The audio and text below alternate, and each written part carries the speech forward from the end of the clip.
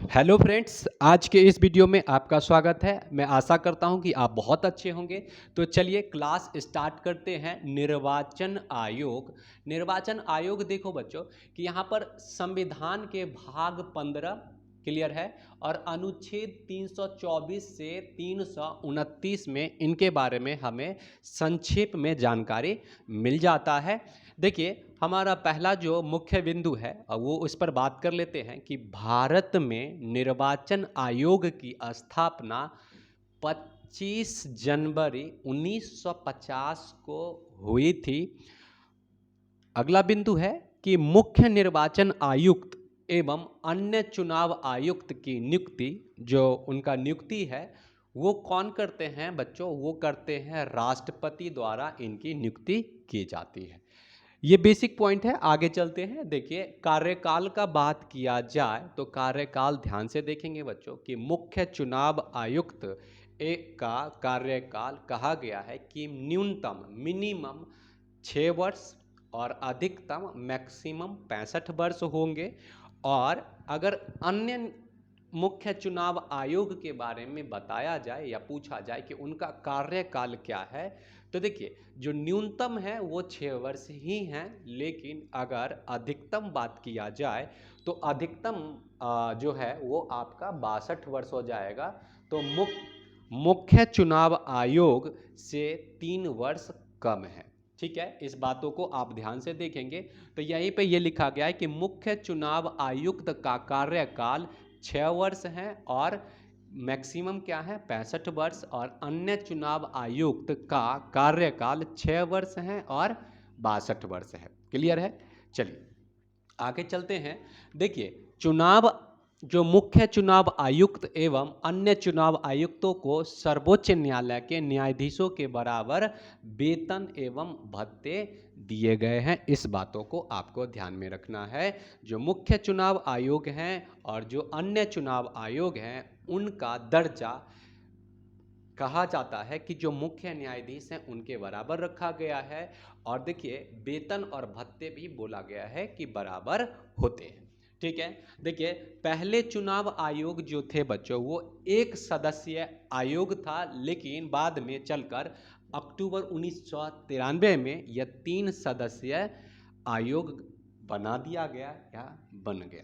Clear है। चलिए देखिए अब हम बात कर लेते हैं बच्चों कि मुख्य चुनाव आयोग होंगे या जो निर्वाचन आयोग हैं उनका मुख्य कार्य क्या है। नहीं, उनका कार्य पर देखेंगे तो देखिए मैं पहले बिंदु को बता देता हूं फिर एक्सप्लेन कर दूंगा, ध्यान से सुनेंगे। देखिए चुनाव क्षेत्रों का परिसीमन करना पहला पॉइंट, मतदाता सूचियों को तैयार करना दूसरा पॉइंट, तीसरा है विभिन्न राजनीतिक दलों में मान्यता प्रदान करना या करवाना, या देखिए अगला पॉइंट है राजनीतिक दलों को आरक्षित चुनाव चिन्ह प्रदान कराना और चुनाव करवाना। एक बिंदु और होंगे, देखिए राजनीतिक दलों के लिए आचार संहिता तैयार करना। देखिए एक बात देखते हैं कि अब इस बिंदु को एक बार एक्सप्लेन कर देते हैं। देखिए चुनाव क्षेत्रों का परिसीमन करना, इसका अर्थ होता है बच्चों कि हमारे भारत में ऐसा कहा गया है कॉन्स्टिट्यूशन में कि 10 वर्ष पर जो जनगणना होंगे, जनगणना मतलब आप जनसंख्या को देखते हैं कि कौन से क्षेत्र में जनसंख्या बढ़ी है या कौन से क्षेत्रों में जनसंख्या घट गई है, इसके आधार पर हमारे चुनाव आयोग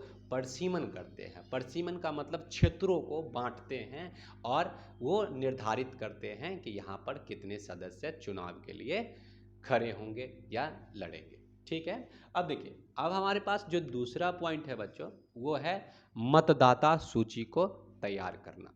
ठीक है। तो देखिए हमारे भारतवर्ष में वयस्क मत अधिकार का नियम है। जो भी वयस्क हो चुके हैं, वयस्क का अर्थ होता है जो भी 18 वर्ष के व्यक्ति हैं उन्हें वोट देने का अधिकार है। क्लियर है। तो हमारे चुनाव आयोग इस बातों पर ध्यान रखते हैं कि कोई भी वयस्क मत अधिकारी जिन्हें वोट देने में सक्षम हैं, जो 18 वर्ष के हो चुके हैं, वो इस चुनाव में वंचित न रह जाएं, वो वोट न दे पाएं। तो इस बातों को उनका कार्य है कि ये सारे मतदाताओं को, जो मत देने वाले हैं, उनका एक सूची बनाएं और उन्हें वोट देने का अधिकार भी दिलाते हैं। क्लियर है? आप इस बातों को समझ रहे होंगे। देखिए, विभिन्न राजनीतिक दलों को मान्यता प्रदान करवाते हैं। कहा जाता है कि जो विभिन्न विभिन्न दल के जो राजनीतिक दल हैं, उनको यह भी मान्यता प्राप्त करवाते हैं कि कौन से दल में कौन से नेता जाएंगे। क्लियर है? चलिए, और देखिए, राजनीतिक दलों को आरक्षित चुनाव चिन्ह भी प्रदान करवाते हैं। तो ये चुनाव आयोग के ही हाथों में होता है कि आरक्षित चुनाव चिन्ह को प्रदान करवाना। क्लियर है? इसके बाद देखिए, चुनाव करवाना, जो चुनाव होते हैं गली में, गली मोहल्ले में, नहीं, आप देख लीजिए पंचायत चुनाव हुए हैं अभी यूपी के अंदर चुनाव हो ही रहे हैं। तो ये सब जो पूरा भार है, जो देख रेख करने का कि कहाँ पर कैसे चुनाव होते हैं, ये सब चुनाव आयोग के हाथ में है। और कहा जाता है कि चुनाव आयोग की शक्ति संविधान के द्वारा दिया गया है, इसीलिए यह भी एक तरह से अपने न्यायपालिका, जो सुप्रीम कोर्ट के जो न्यायाधीश हैं, उन वैसे ही इनको भी स्वतंत्र रखा गया है। क्लियर है? आप देखिए, आगे चलते हैं। देखिए, अब ये 6 पॉइंट हो गया, और बच्चों अब आगे देखते हैं कि हमारा अगला क्या पॉइंट है। तो देखिए, निर्वाचन आयोग की स्वतंत्रता के लिए संवैधानिक प्रावधान। देखिए, अभी मैंने आपको समझाया कि इन्हें स्वतंत्र रखने के लिए कुछ संवैधानिक, मतलब संविधान द्वारा कुछ मान्यता दिया गया है। तो देखिए, कहा जाता है कि निर्वाचन आयोग एवं संवैधानिक संस्थाएं हैं। इसका अर्थ होता है, जो निर्वाचन आयोग हैं वे संवैधानिक संस्था है। इसका अर्थ हुआ कि इन्हें, अर्थात इसका निर्माण संविधान ने किया है। अब देखिए बच्चों, जिस चीज़ों का निर्माण संविधान ने कर दिया, वो कैसे हो गए? वो अस्थाई हो गए। अस्थाई का मतलब होता है अब उन पर कोई रोक टोक नहीं होगा, उन्हें संविधान द्वारा ऐसा प्रावधान किया गया है। ठीक है? देखिए, मुख्य चुनाव आयुक्त एवं अन्य चुनाव आयुक्त की नियुक्ति राष्ट्रपति करते हैं। तो ये पहले ही वाले पॉइंट हैं जो आपको मैंने बता चुका हूं। अब देखिए, मुख्य चुनाव आयुक्त को महाअभियोग जैसे प्रक्रियाओं से भी हटाया जा सकता है।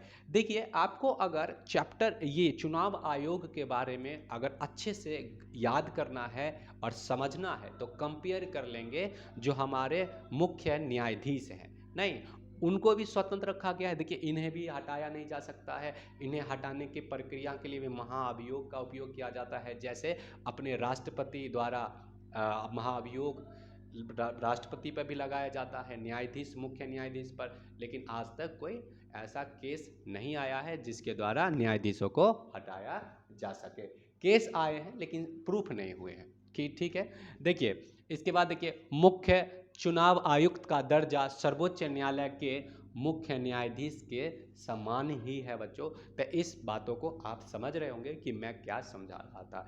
चलिए, आपको यह वीडियो कैसा लगा, शेयर और लाइक जरूर करें। धन्यवाद।